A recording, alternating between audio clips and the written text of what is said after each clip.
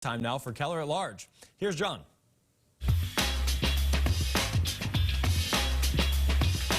Well, good morning, everyone, and welcome. Very pleased to have with us to update us on things happening in Washington of concern to us here in Massachusetts. Congressman Stephen Lynch of the 8th Congressional District, which he has represented since 2001. Boy, that seems like a million years ago. Representative, welcome. Good to have you. Good to be with you, John.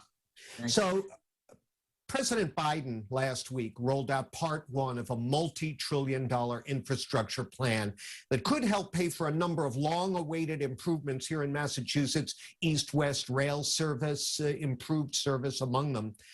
It's to be paid for by increases in corporate taxes and taxes on high-earning individuals. And in a speech last week, Congressman, you said, quote, "We're going to have to figure out if we expand the amount of economic activity, can we generate the taxes to support all of this?" End quote. Do you doubt that? Well, it depends on how quickly we are able to restore businesses. There are some areas of my district, such as Brockton, where we had a lot of small businesses. We lost over 250,000 businesses across America. And so some of those businesses, I think, have the reserves and the wherewithal to come back relatively soon. Others were devastated. So the pattern at which we restore the economic activity and, of course, generate the tax revenue will be different in every state. And so I'm not sure if we all get back 100% as soon as I would like. So the generation of tax revenue will be phased in, and so I'm a bit concerned about that. And the impact of these variants that we're seeing, are those going to renew the shutdown in some states? So that's a concern. So the pace of the recovery worries me. I believe in the recovery. I am fully confident in the recovery, but the pace of that, given the sort of checkerboard situation we have here with the responses to the pandemic and the economic activity, that allows for some variation as well. Well, and of course, another variable is that we all know how effectively over the years corporations and wealthy individuals are able to legally evade higher taxes. In the same speech, you said we've got to be wise in our decisions about raising the revenue. Can you give me one example of what you mean? What are you worried about? Well, businesses coming back will be fragile, and so they will need extra support. And so if we clobber them coming out of the gate, they'll never survive. So we have to make sure. Now, we just passed a $1.9 trillion stimulus plan. There's substantial support there. So we have provided the resources, but as we've seen with the CARES Act, sometimes the revenue didn't get to the people that we thought were most deserving.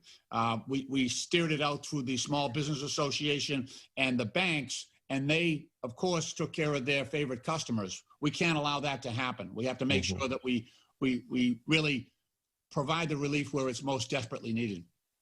We've got a break in a minute, but I want to slip in one more question here before we do. You recently chewed out the MBTA pretty good for planning layoffs after receiving more than $2 billion in federal aid, and you said they shouldn't take federal support from taxpayers, then cut services to those same taxpayers. But as I understand, they did back down.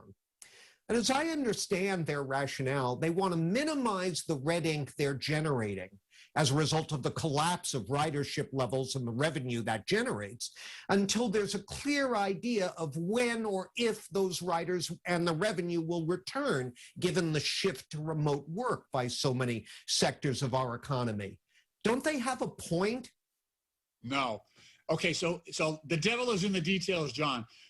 They were maintaining. I'll give you a perfect example. These cuts were scheduled for May, June, and July. Okay, so they had maintained ferry service across Boston Harbor for December, January, and February, and their cuts were scheduled for May, June, and July. So, at a point where we would actually have the vaccines out there in a big way. So we've been ramping up the vaccines. So we wanted the money and the activity to surge. And so they were saying, okay, we're going to take the $2 billion. In meantime, we're going to cut the ability for people to get to work. We're going to cut the ability for schools to get back to in-person learning. So they were on the wrong page. But I want to give credit to the governor and Steve Poftak.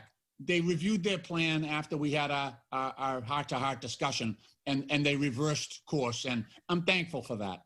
All right, let's take that break, and when we return, more with Congressman Stephen Lynch of the 8th Congressional District in a moment. Stay with us.